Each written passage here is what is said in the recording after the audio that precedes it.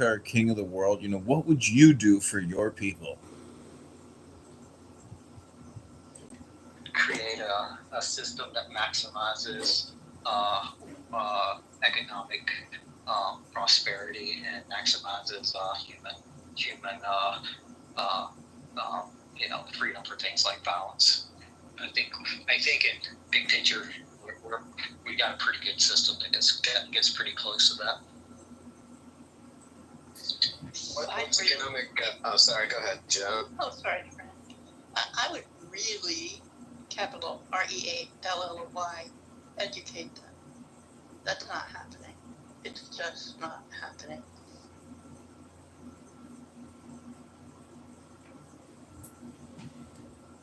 So you think we have a pretty good system? Is $37 trillion in debt a pretty good system? If that was a business and you created $37 trillion in debt and created no savings for your citizens whatsoever, you think that's a pretty good system, huh, Brent? Yeah, I think having a system where per capita wealth is the highest that all of the highest in human history, that we keep on expanding human scale and expanding human lifespan. I think it's a pretty good system that we've developed in human history, and it is much more damaging to knock it all down than to not understand how lucky we all are to be born and alive in 2025 versus an earlier period in history. Well, what if you were able to participate in the economy from let's say 1870 to 1900? I would argue that was a pretty good time as well.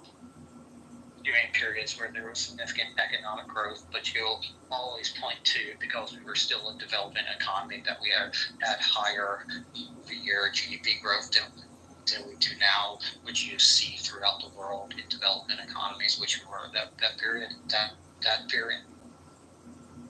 Yeah, it's the biggest expansion of an economy in the history of the world. Yeah, and a dollar is a 100% growth if you have $2.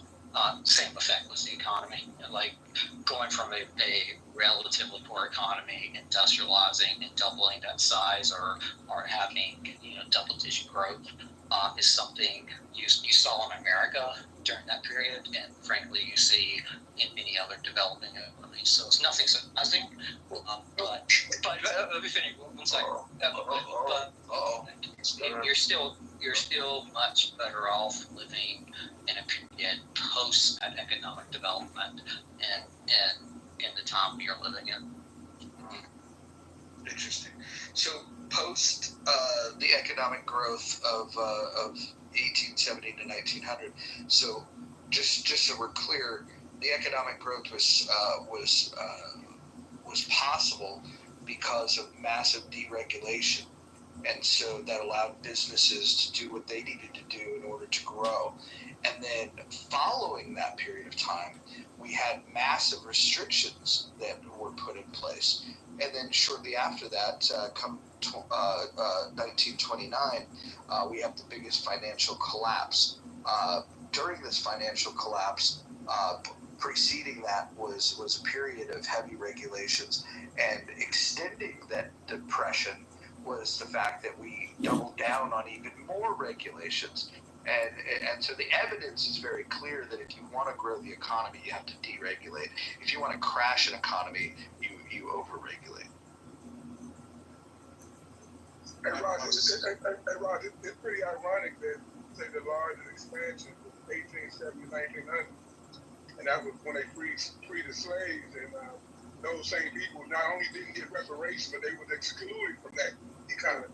Well, so it's also evident. It's also evidence of the erroneous claim that this country was built on the free labor of slavery. It was actually more expensive to house and to feed human beings than it was pay them. And so economically, slavery was a bad thing. We know that. Not only was it immoral, it was economically a bad thing. And so once they were freed and the market was deregulated, we were able to see a massive expansion in this country, and the quality of life went up for everyone. And just to be clear, we had several periods of pretty sharp economic downturn in the 1880s, 1890s, and even the early 1900s. I believe we had a downturn in 07. So this period is also known as boom and bust period, where you aggregate greater economic growth, which is not something uncommon. You see in industrializing economies, you see that actually over and over again. But you also had this period of with sharp economic downturns. Yeah, the point stands that during that 30-year period, it's the biggest expansion of an economy in the history of mankind, period. And I guess we're just disagreeing on the causal reason. Well, so you would you disagree that deregulation was a huge part of that? I guess I would. Okay, so you think that you would have been able to do these massive industrial advancements heavily regulated? I wanted to be one of you. I wanted to join the Brotherhood, but you sold me off like a slave. Do you know what she did to me? She strapped me down on the bed. She stripped me naked. Sounds all right so far. Different Police regulatories. was she naked? This period, Thank you. I know that. you still saw massive She wanted to kill me. They would have killed me if it wasn't for them. Didn't, did they? So what you whinging about? I'm not whinging. Your lips are moving. You're complaining about something. That's whinging. I'll try this one to cute 6 times. You don't hear him bitching about it.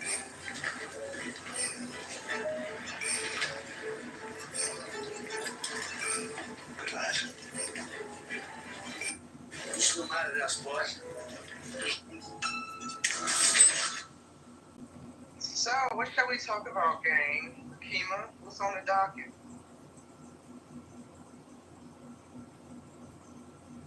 Not sure. It's up to the room. Stay where we was at or move around.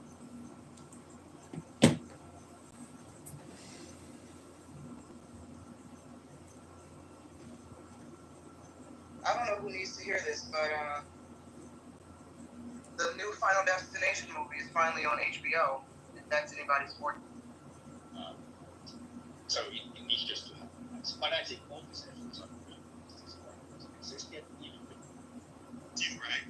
Who makes the last decision on whether or not something is Who makes the last decision on whether or not something is Do you agree with that statement? diagnostic manual. Why the fuck I see It needs to be in the DSM, the diagnostic statistics manual. Because it affects minds. Hello? Hello? Are you okay? Are you okay? Something good in this Of life. course I'm okay. I'm trying to figure out what I'm talking. Kind of really dumb to get close to being anti-Semitic. What he said.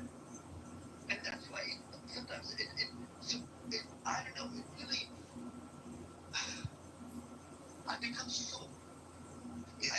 Also, it's ignorance. It's ignorance more than anything. It's ignorance.